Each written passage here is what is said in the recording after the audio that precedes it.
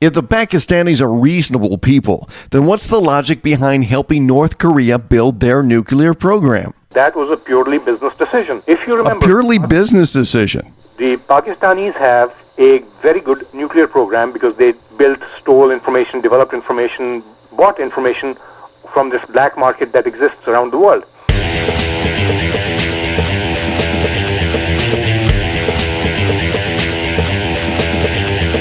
Welcome to You Are the Guest, a weekly show where you can be the guest and tell people what you and your friends and neighbors think about news events and issues of the day. It's part talk show, part opinion poll, part reality show, and a whole lot of fun.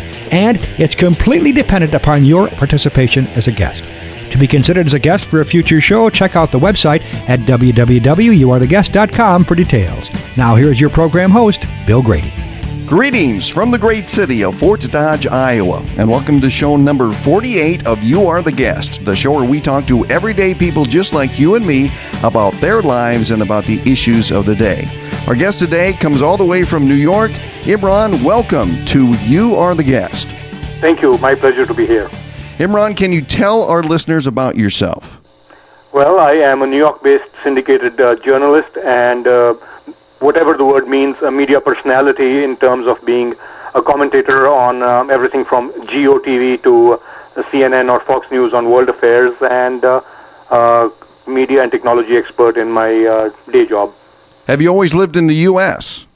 Well, I was born in Pakistan and I have lived in this great nation since January of 1989 and an American citizen since last century. Imran, since you lived part of your life in Pakistan, I have a lot of questions for you concerning Pakistan, North Korea, and Iran. My first question for you is, what are some of the biggest misconceptions that the world has about Pakistan? Well, that's a great question. Pakistan actually is one of the victims of more misunderstandings than many other countries. Pakistan is actually about 150 million people, mostly Muslim and mostly semi-conservative but liberated thinking Muslims who seem to be held hostage by the fact that less than 1% of the nation consists of illiterate Muslim fundamentalist fanatics who basically feel that anything that does not follow the rules that were followed by the Muslims of 1400 years ago is against the word of God and against Islam and against the Quran, etc. And these are the people who are armed and dangerous, unfortunately armed by the United States back in the 80s to fight the Soviet Union, but then basically allowed to grow and fester, grow in power, turn into the movements that later became the Mujahideen and the Taliban, and also the suicide bombers of today. What percentage of the population do you guess is actually part of this terror organization? Well, quite frankly, the terrorist organization as Al-Qaeda, if that's what we're talking about, Al-Qaeda itself is not a huge organization, and two, it's not even that much of an organization. It's actually a band of brothers, so to speak, that feel very strongly and believe that they'll go to heaven because they're fighting God's war for him as if God needs their help. These are a very select, small number of people who were trained by the CIA and the Pakistani forces to fight the Soviet Union with American taxpayer money back in the 80s. At that time, Pakistan, etc., did not have religious fundamentalism as a problem. And unfortunately, at that time, the Soviet Union was a big threat to the U.S., so under President Reagan and later George W. Bush's father, President H.W. Bush, America financed the creation of the concept of jihad as a political movement. So literally the price that we are paying at the hands of Al-Qaeda and what we saw on September 11 were the results of the cancer cells we actually created in our own labs to kill Russians in Afghanistan, but then when the Russians were defeated, we walked away. Those people then went on to become the trainers of the next generation of terrorists who then exported themselves into Chechnya, Kashmir, Pakistan, India, obviously into the Middle East. And that is what we are seeing as this movement rather than an organization. The reason it's more than a matter of semantics. Organization would suggest you have 10 people, you get these 10 people, you kill them, and the problem is solved.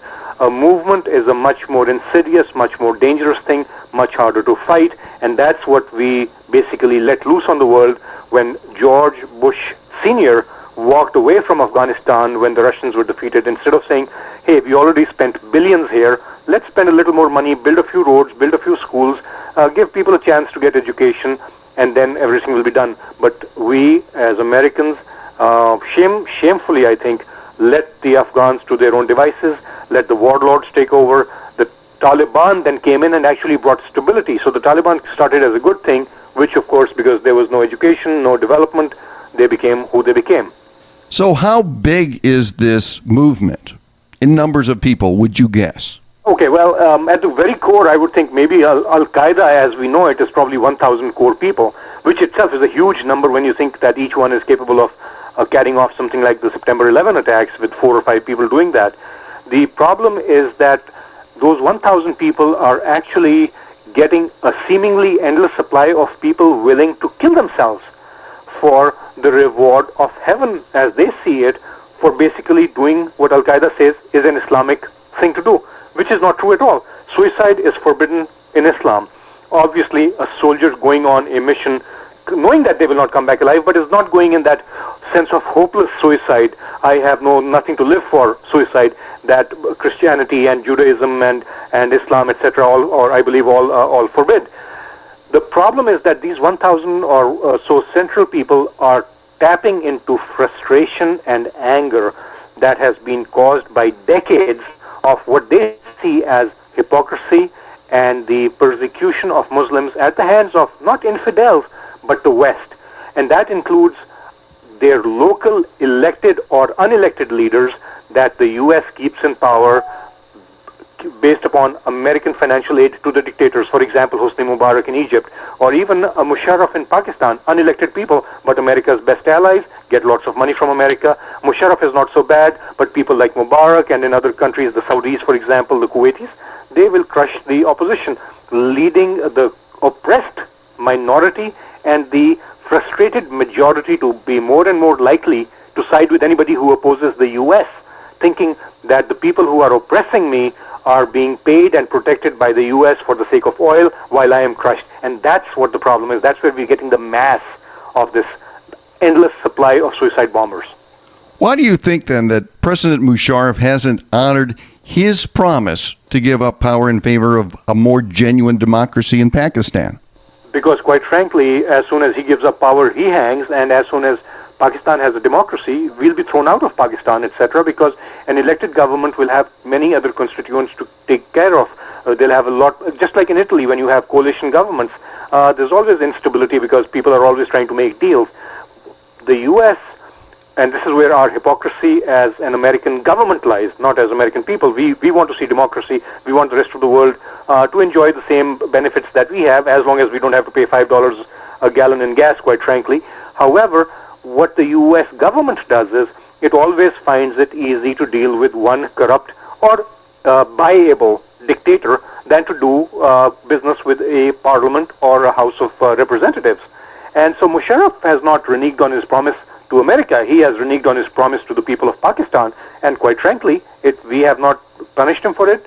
Hosni Mubarak in Egypt has had a sham election after 30 years of dictatorship in which he chose who would run against him, and even then he threw those people in jail.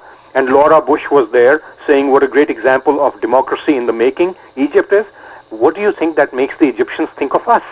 That makes them hate us, you and me, people in Iowa who have never seen Egypt or who have no likelihood of being Pakistan. That makes them hate you and me, thinking that unlike them, you and I have the power to elect our representatives. They do not realize that less people vote in the American presidential election than vote for American Idol or some other stupid television show. So they think that you and I are responsible for our government selection. Hence, you and I must have told George Bush or would have fired George W. Bush if his policies are so against what you and I stand for. Hence, they think you and I are responsible, and hence you and I, whether I'm a Muslim, whether you're a Christian or Jew or atheist or Hindu, you and I are all likely targets of Al-Qaeda and anybody who is frustrated with American foreign policy. Is it any accident that we haven't had any more terrorism attacks here in the United States? Quite frankly, it's nothing for somebody to be patting themselves on the back for. It's very fortunate we have not had any attacks, but at the same time, it could be because they have not found the right avenue to attack us. So it's not that we have become safer because of something smart that George Bush did, or something really sharp and valid and legal that Dick Cheney did, or something that John Kerry did or didn't do. The fact of the matter is, as somebody who I sometimes disagree with but have immense respect for, it's not that they haven't attacked us, they're busy reloading. And if they are reloading, the best example of that is when we found some proof or some discussion that Al-Qaeda actually considered blowing up the New York City subway system and decided that it was not spectacular enough. Now, for our listeners, if you have seen that movie, I believe it was Die Hard 2, in which one subway station basically blows up from a train collision, and under the Federal Depository Bank in Lower Manhattan. That was Die Hard 3. The Die Hard 3, thank you very much. And that basically leads to an evacuation of Manhattan enough. It's a movie, sure enough, but you saw how spectacular one train station blow-up can be without explosives. So imagine what an attack on the entire subway system would be. But to them, it was not as spectacular as the collapse of the World Trade Center. So what I shudder to think about is what they consider spectacular enough. And that's what has me worried. While our politicians, and including our government, people are going about usurping our rights as Americans. What makes us America is not nuclear weapons. I just want that, it's a slight digression if you'll permit me. What makes us America is not nuclear weapons. Guess what? Many countries have them. India and Pakistan have nuclear weapons. It's not skyscrapers. The Russians have them. The Indonesians have bigger towers than us. What makes us American is our system of values, our constitutional freedoms. What makes us American is our respect for the law, and the respect that our nation and the law are above everybody else and nobody is above the law. That's what makes us American. And what we have been doing since September 11 is, in the name of security, which I want as much as you do, which I need as much as you do, as a matter of fact, even more so if I may say so, because I live in New York. But if that security comes at the cost of what we are as Americans, guess what? We may win the military battle, but we will have lost the historic battle of being who we are. And that would be a terrible price to pay.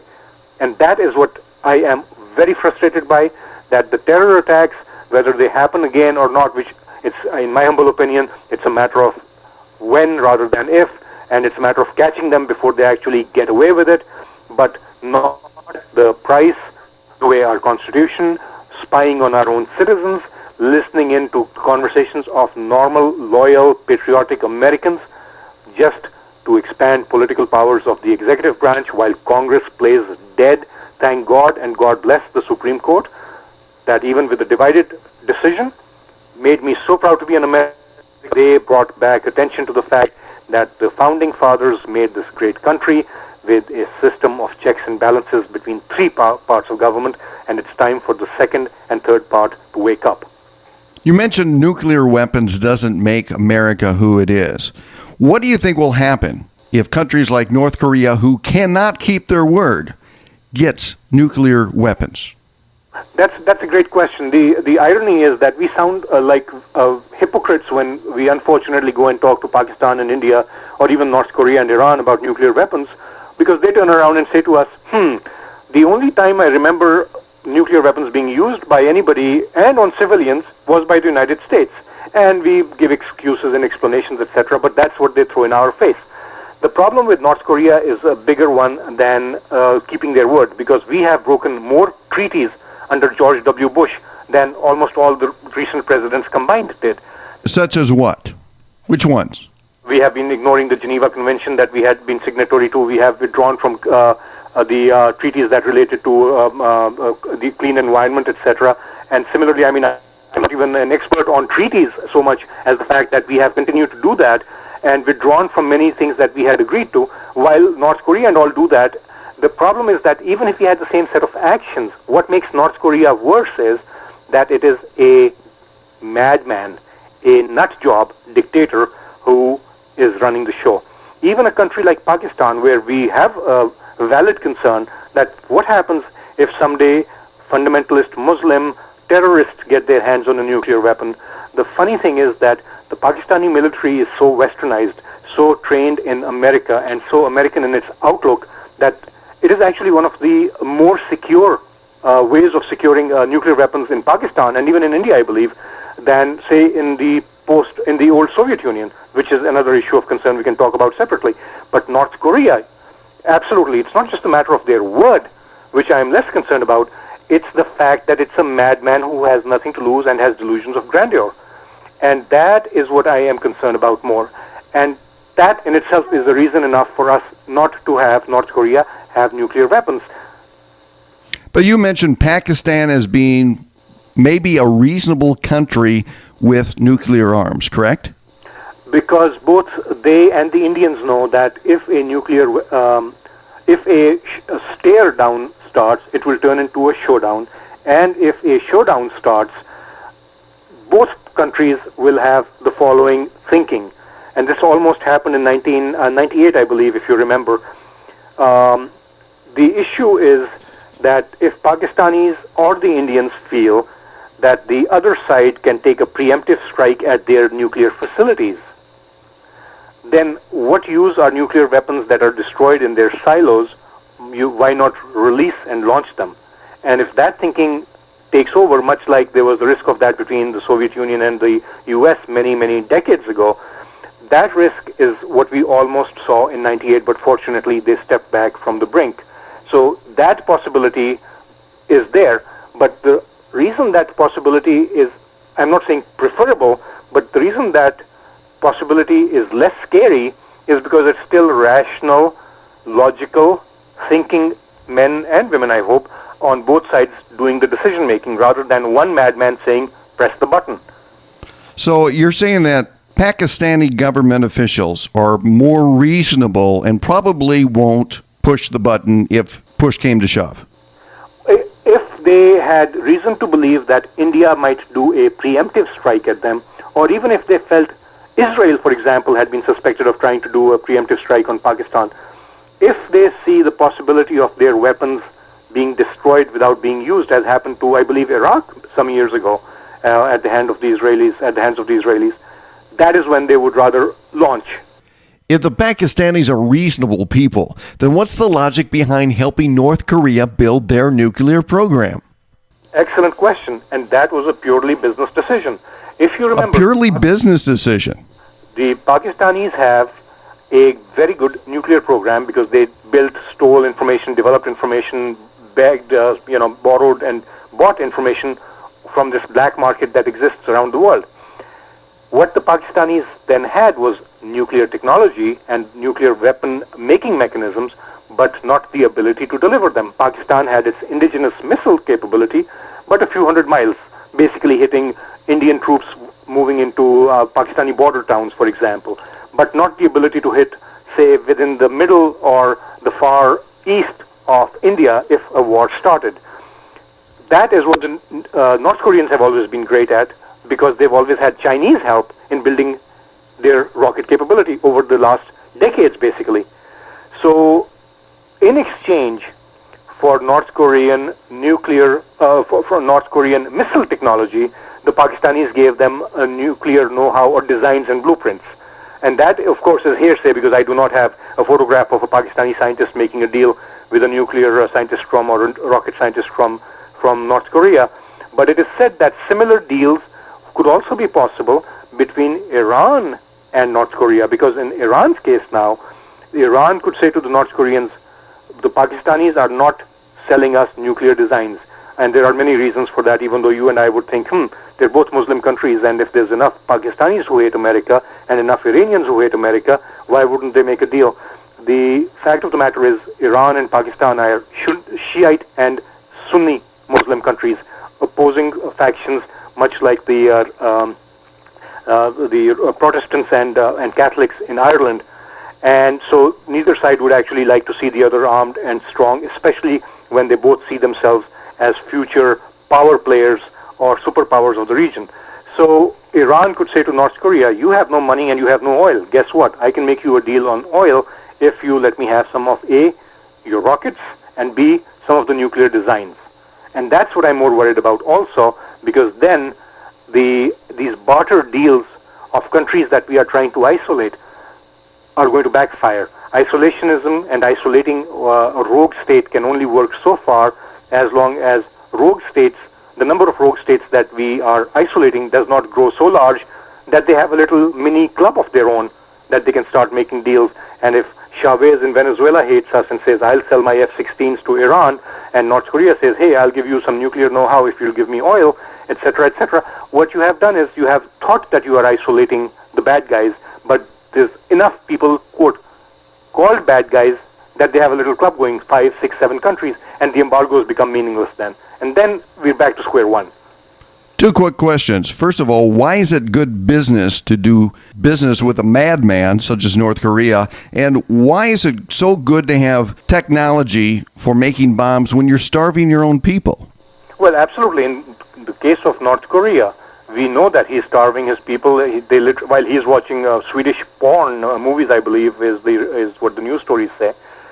That is not good business decision. North Korea, I've already said, is a madman running the show, with the people not even having the right to think independently. So why does Pakistan think that's good business? Well, when you ask me why would Pakistan give nuclear technology or nuclear designs to North Korea, it was a business decision because the North Koreans had something that the Pakistanis needed. Yeah, but why would that be good?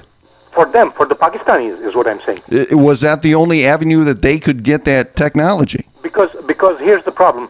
Rocket, I think there was this great movie that I remember, I think October Sky, which is about some kids learning to make rockets in a coal mining town, etc. So, I mean, technically, any teenagers can go buy the makings of a rocket, and then you simply say, let me multiply this by 100 and see if I can build a bigger rocket. I used to build rockets when I was a kid. I am talking to a terrorist in the making? I hope not. I'm just kidding. But seriously, what happens is that North Korea has had plenty of experience building and testing medium range, not long range. We already saw their Taepodong 2, what a funny name for a missile. We heard that missile splashed into the ocean. However, 1,800 miles is more than enough for Pakistanis to feel safe as a deterrent against India, because just the fact that Pakistan and India both have nukes was a deterrent in itself. But if Pakistan cannot deliver them, let's say Pakistan puts the nuclear weapon on the belly of an F-16 or a bomber that they have and sends it into India and it gets shot down, the Indians still have a chance of saying, we can shoot down enough Pakistani planes because our air force is much larger. Missiles give Pakistan a little more, not equality on the battlefield, but the risk or the chance of getting 1 or 2 nukes into Indian cities if India were to attack them with their long-range missiles. So that was a business decision for the Pakistanis. So the point I'm making is not that it was a good business decision on their part for us that they made it. No, I'm saying is for them it was simple business logic. Hey, they have something I need, I have something they need, let's make a barter deal. So it made sense for them at that time. The reason Pakistan is not going to be that concerned about North Korea having nukes or other weapons is because North Korea, South Korea, China, Japan, etc., Indonesia, and Pakistan are very geographically separate from each other, so they don't have any point of contention. India and Pakistan constantly fight about Kashmir. Pakistan and Afghanistan can fight about some territories up where bin Laden might be hiding. Pakistan and Iran can fight about the Shiite-Sunni issues, as you can imagine.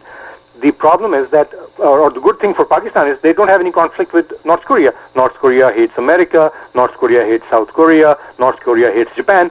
But everybody hates North Korea. Absolutely, and that's why it is so essential for all the countries in the world to get together. If North Korea were a nuclear country, sure, that's not a good thing for the planet in general, much like I was not a big fan of Pakistan and India becoming nuclear powers. However, if a country knows how to handle its self-responsibility, we have said we hate the French in some of our political rhetoric during the Iraq War. However, the French have nuclear weapons. They have never been a threat to us. The Brits have nuclear weapons. They're not a threat to anybody in the world. So the issue is responsible government not run by an individual madman. Even a dictatorship, much like we have in Pakistan, it's not a one-man dictatorship where the one man says press a button. There is a professional system in place that keeps that thing from becoming a problem for the rest of the world. Should Pakistan continue its talks with Iran about sharing nuclear energy?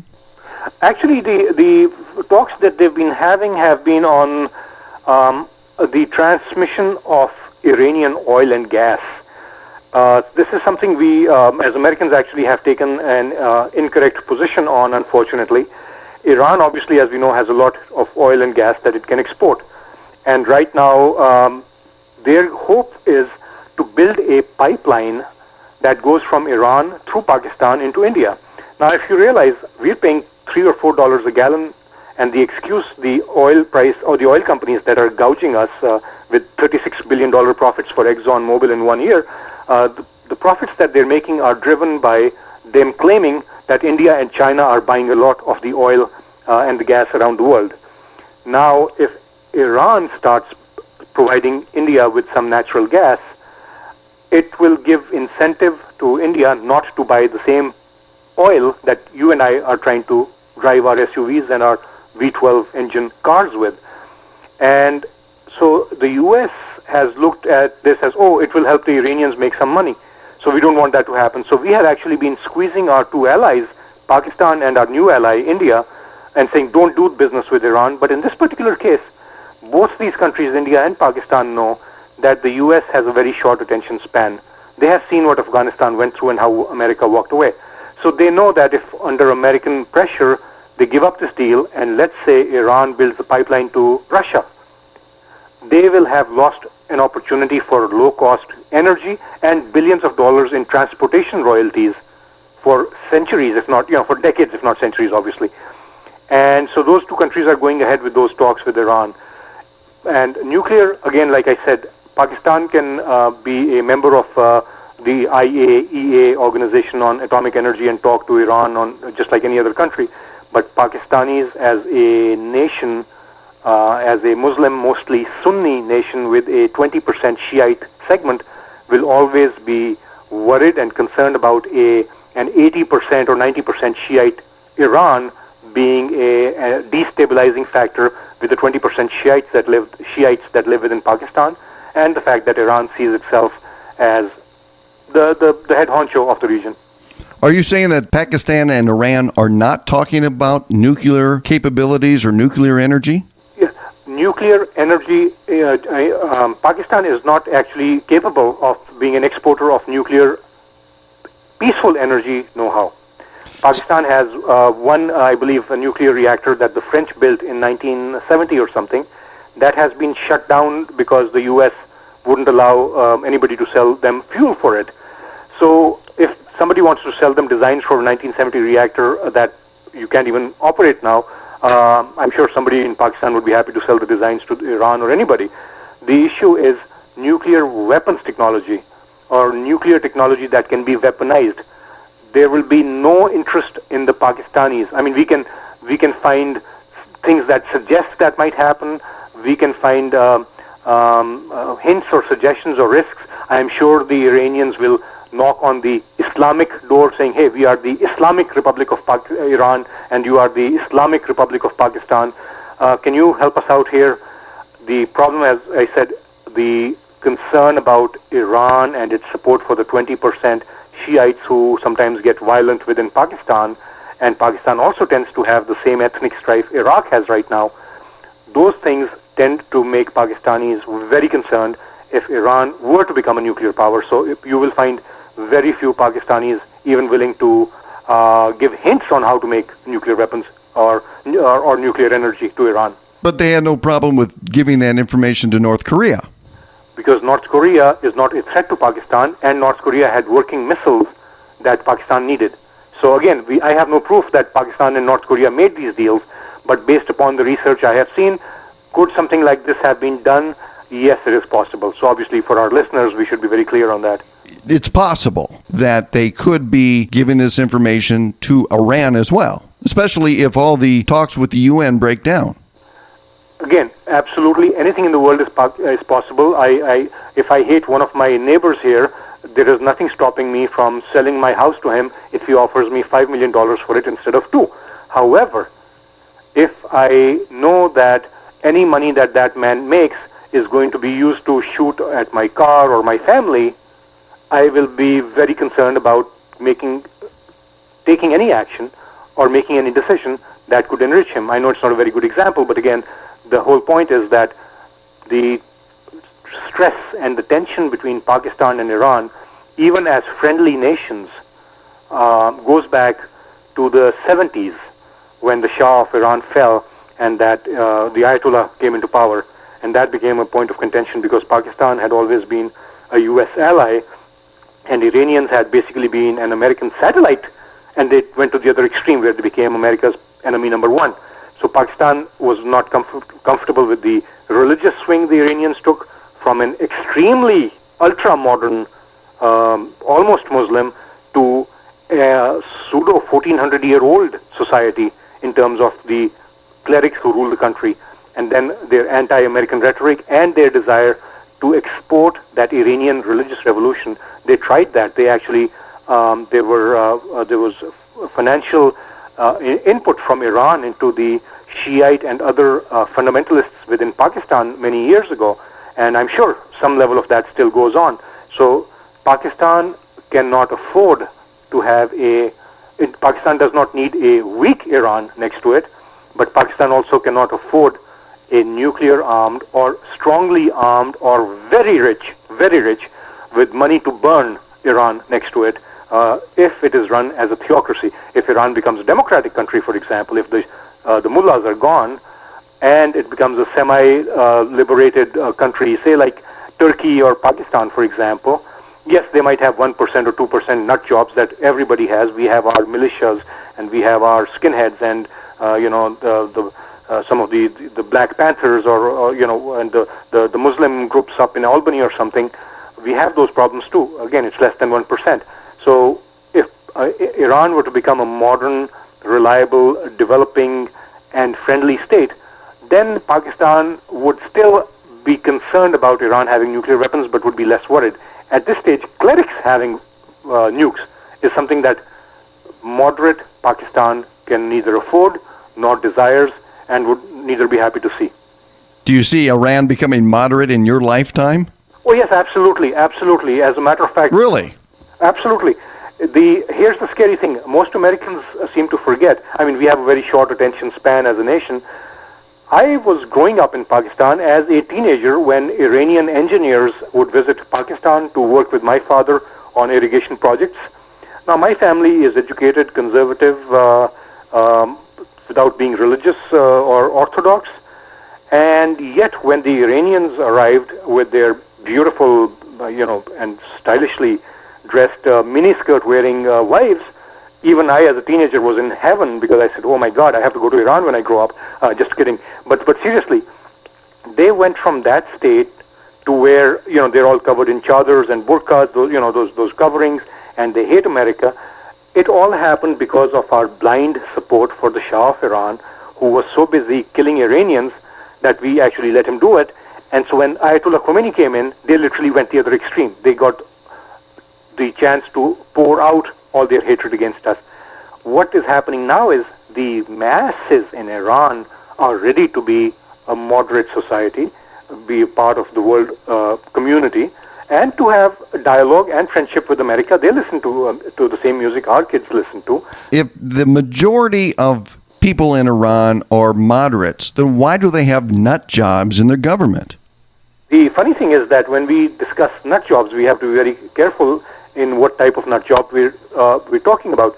A nut job or a weirdo psycho, as we have in North Korea, is different from what you and I will call a nut job for being a Bible thumper or a Quran thumper or a whatever Hebrew, the book might be, thumping Israeli, for example, in Israel. The issue is the Iranians are not psychos. They're not lunatics.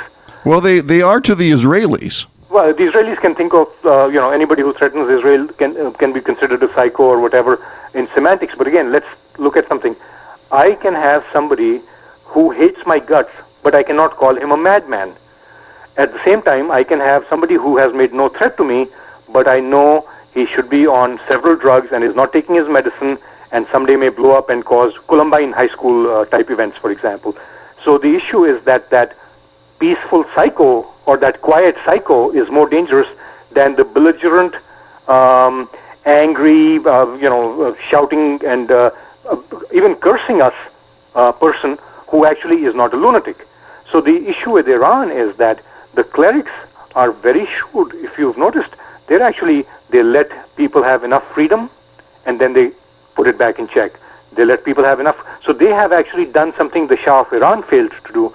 The Shah was trying to shove his view of the monarchy and the kingdom on everybody. Anybody who stood against him, he killed them. Once these clerics came into power, what they do is when they see the Iranian population reaching a boiling point in frustration, when they feel that, I can't wear jeans, I can't listen to music, I can't rollerblade, they let loose some of those regulations. People start enjoying a certain level of freedom. Then some event happens, which they wait for, and then they say, oops, see that girl who showed up in a bikini at that stadium? Up, we have gone too far to the modernism. Let's pull back. So that's what they're doing. They're actually literally tuning what they do with the country, as opposed to the Taliban, who said Stone Age laws and nothing else. So the Iranians, to call them nut jobs is actually going to be a disservice to us, because then we are patting ourselves on the back thinking, we know how to deal with madmen. It's more difficult to deal with a cunning, shrewd, and intelligent enemy. So the Iranian masses are ready for moderation. However, we have not given them enough reason. We have not taken enough actions as Americans to let the Iranian masses know that we're not out to get them. Should the U.S. be willing to sit down with North Korea like it has offered to do with Iran? That's a great question. The answer to any conflict is talking is always better than not talking, unless the talking and the sitting down and having a dialogue is done in response to somebody's bad behavior. Meaning, I do not agree with rewarding bad behavior. In the case of North Korea, they have actually gone out of their way to show bad behavior and show that they can continue to have the bad behavior and then expecting us to sit down and talk with them. So while I say yes, in the long run, we will have to sit down and talk with them, but the problem is that we are not sitting and talking with North Korea. We are sitting and talking with a madman. Hence, again, that has to be taken with that grain of salt. What is the value of sitting down with a madman? The bigger issue is a madman is showing bad behavior. That madman needs to be shown some discipline, needs to be shown some consequences for his actions. And that is where sanctions should have already been in place. That is the country that we should have even possibly invaded. That is the country that we should have taken a preemptive strike on the Taipodong or whatever those missiles are, even before, or even take out that missile parade that madman has when he's standing there, take out his top 100 people and that whole parade with those missiles, etc., and let the North Koreans vote a new man into power. And that is what I am okay with. I am a peace-loving man. I do not agree with war as a solution, but this would not be war against North Korea. This would be taking out 100 evil people. However, in the meantime... But isn't that what happened in Iraq? But Iraq was no threat to us. Iraq did not carry out 9/11. Iraq did not have weapons of mass destruction. Iraq was not testing missiles capable of hitting or aimed at Hawaii. No, but they were pretending to. No, nobody was pretending to. It was what our George Tenet and everybody and Colin Powell in the United Nations claimed to with false or stupid photographs. Again, the point is, Saddam was not a madman either. He was an evil man. There is no doubt about that. But so what's the difference? That's exactly the point I'm making. And Stalin was not a madman in the sense that he was a cunning man who knew what to do to put fear into people and to control the masses. So was Mao Zedong. So was Saddam Hussein. So was Hafiz al-Assad of Syria. The issue is madman in the typical medical sense is what I'm talking about, I guess. My problem with the North Korean guy is he is psycho in the medical term. Not that I'm a psychologist or anything to be able to make that declaration, but what I'm saying is that calling a cunning, shrewd, threatening enemy a madman is good rhetoric, but it does not define the problem correctly if it's trying to solve the problem. In North Korea, we have an actual, what I would consider a medical, psychotic, like... real nut job. Nut job in exactly the right word. So the thing with North Korea is we should have done, if George W. Bush had taken unilateral action, or if he had even said, I'm going to send troops into North Korea because of his firing this missile that could have hit Hawaii, I would volunteer to go. I don't think I'll be taken by the U.S. Army with, I need to lose some weight here. However, I would be happy to volunteer to go and fight for that cause, or to support President George W. Bush in the United Nations or in any forum at all.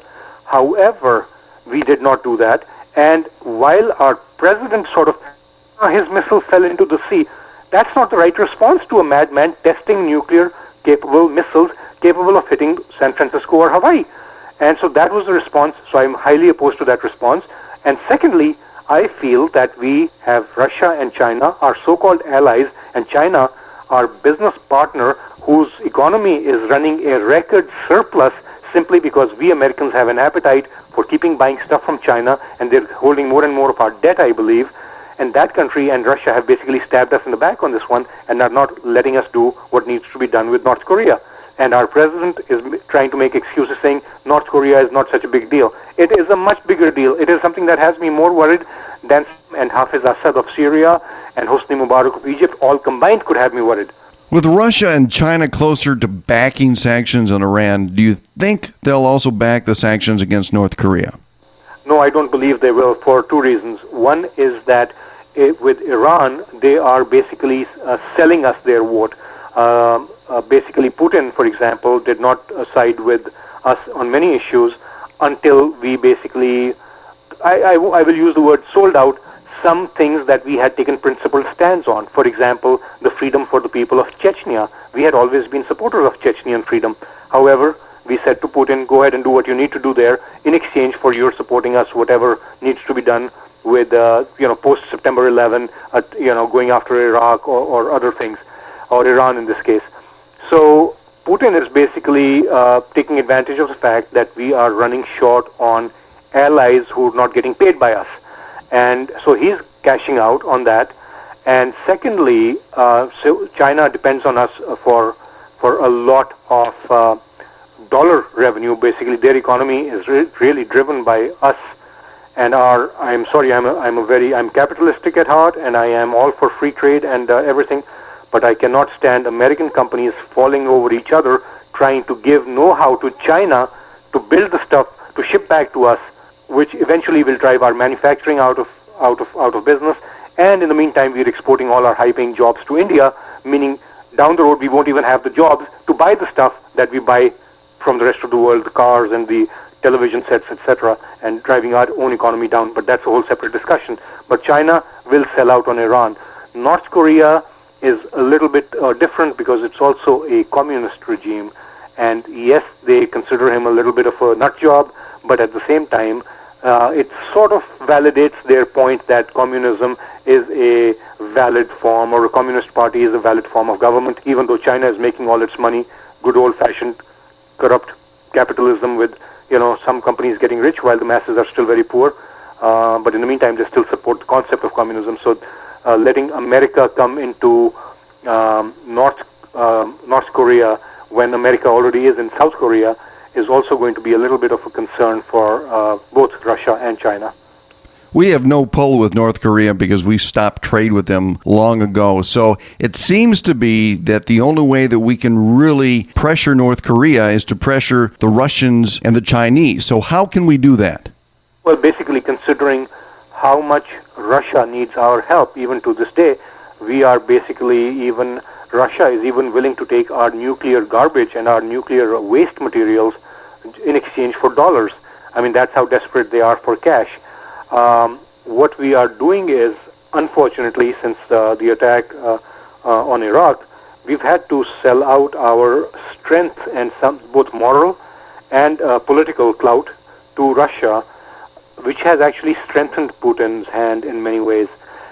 But at the same time, he is still not a superpower, though, and this is something Americans need to be concerned about, the Russian army is growing, the Russian military spending is growing, and it is said that they are working on some new advanced form of weaponry that would surprise us. I'm sure our CIA and FBI, not FBI, but the CIA and NSA are focusing on that instead of the conversation you and I have on our telephone late at night or early in the morning someday.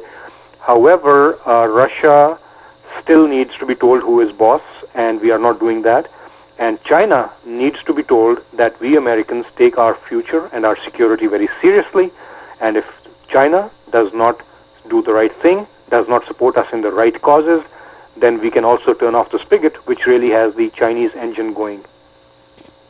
And here's the final question. Besides yourself, who would you consider to be a positive Muslim role model that the rest of the world can look up to?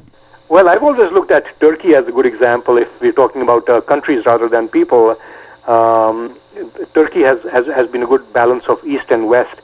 The sad thing is that in Turkey, the fundamentalists are gaining popularity because unlike America, where we are, we all have our bigotries and our racism in different forms, in Europe, the Europeans have had a shameful sense of hypocrisy in admitting Turkey into the European Union. So it's giving a lot of strength to the conservative and hence the fundamentalists in Turkey saying, you wanted to be Western, and they spat on you. So that nationalism that is coming alive in Turkey will actually become a sad loss for us as the West, so to speak, or as the modern democratic societies, because even the good examples like Turkey that we have, we are basically losing them because of hypocrisy of the Europeans, etc. But Pakistan could be a great example if we did a little more to build bridges with the nation rather than with dictators. And that's what we've unfortunately tended to do. Is it's easier to have a Swiss account for a dictator than to build hospitals in a country. Don't give the money to dictators and generals. Give the money, I don't care if you give the money to Halliburton that I oppose and criticize all the time. Give the money to Halliburton to build hospitals in Pakistan or Egypt. There is anti-American sentiment. And let the people benefit. Let the people benefit. Even if we keep corrupt dictators in power, but let the people benefit. We will we will have friends, hearts and minds all over the world. And I thought that's what being American was all about. Is there one Muslim in the world that the rest of the world can look up to? The unfortunate thing is that right now a whole lot of them had been looking up to Osama bin Laden because he seemed to be the one man who could stand up and speak on all causes that related to Muslims. And he's not a good example simply because most Muslims are not being told, because the media does not take voices like you are carrying my voice, that bin Laden is responsible for more Muslims getting killed than America or China or Russia or any, quote, infidel country has. And so definitely there are Muslim role models. Some of them are not good right now, but that points out the biggest problem I have. You and I watch TV, I'm sure, and if you watch TV, when was the last time, and let me back up for a second, the number of Muslims in America is said to be between 6 to 10 million. When was the last time, except for an occasional showing an Indian doctor, not even a Muslim doctor, but when was the last time you saw a TV show, like Friends even, in which they showed them having a Pakistani doctor friend, or even an Indian cab driver, or an engineer from India? Even I never saw the show Sex and the City, but I'd be very curious to see how many of the guys that those girls went out with in those 2 to 5 years or whatever that show ran, how many of them were from other races and nations, etc. And if we see that we have 10 million of those people, Muslims, amongst ourselves, yet they are invisible in the media, how can I expect somebody sitting in Iowa or Kansas to even be aware of us as existing, much less as being role models for the rest of the world to see?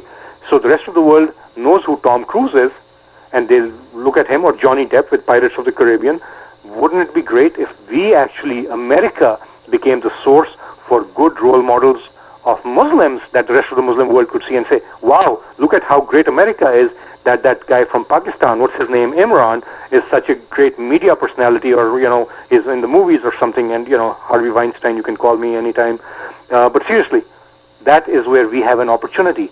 Whatever is, I always see a problem as an opportunity to create a solution. And there are so many solutions we ourselves could create that would help us win friends, influence people, and raise the American flag not as oppressors or occupiers or invaders, but as friends and allies around the world in every single country in the world. So to come back to the question a third time, is there one positive Muslim role model out there that the world can look up to? Again, you're asking as an individual? No, what, in your opinion? Like I said, Turkey as a country is obviously a good role model that the Muslims should look up to. But is there one person, one single Muslim in the world today that the world can look up to and say that's a positive role model, that's somebody we should look up to?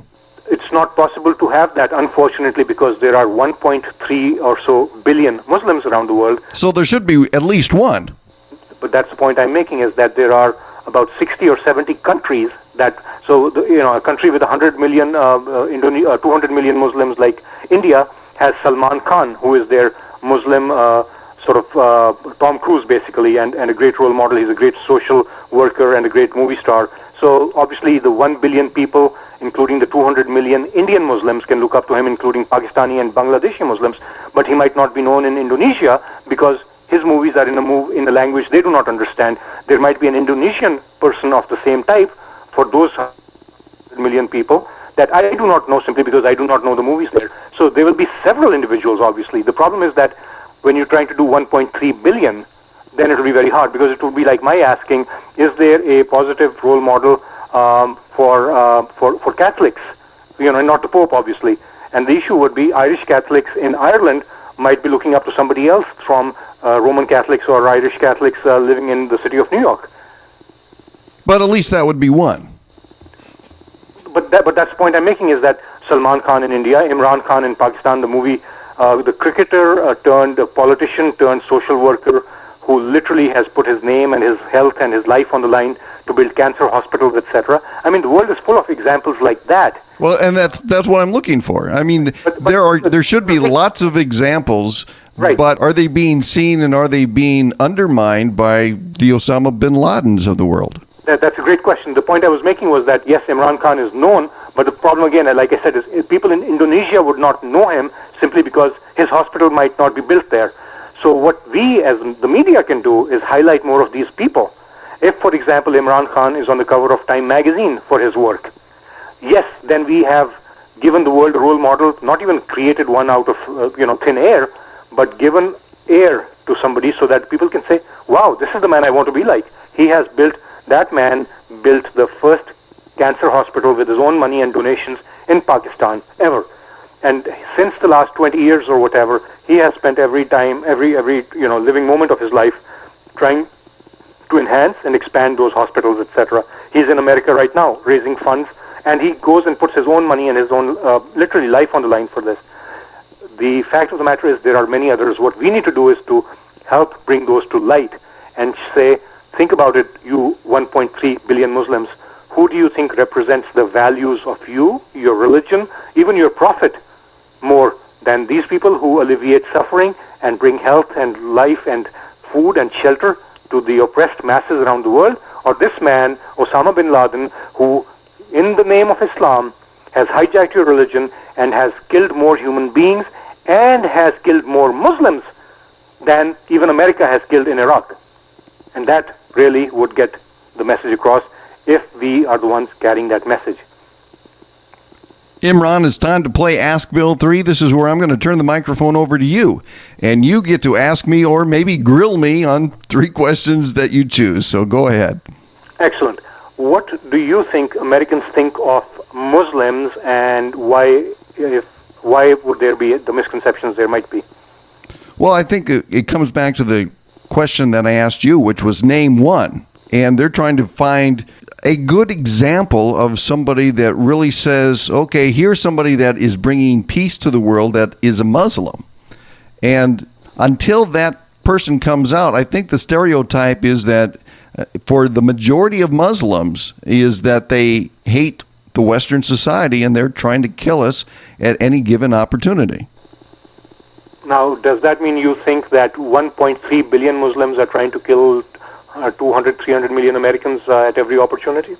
Or is it a small minority that we can manage simply by building better bridges with the 1.3 billion Muslims?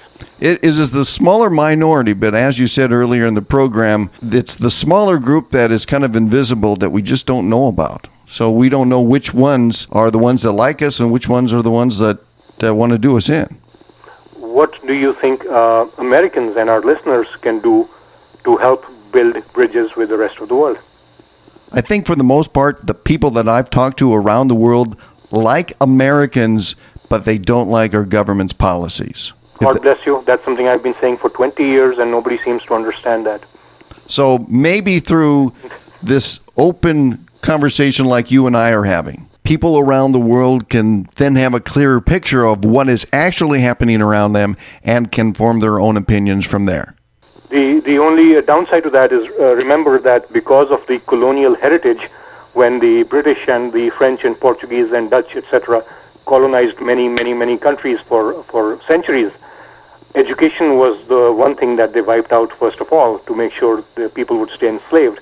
So the internet is great. The only problem is most of it is in English, and if you're blogging in English and 90% of Pakistanis cannot even read Urdu, their own language, and only 0.5% have a computer, that form of bridge building will build bridges to some intellectuals who might already be willing to listen to us because they might be reading up about us, Bill and Imran, being good guys or something.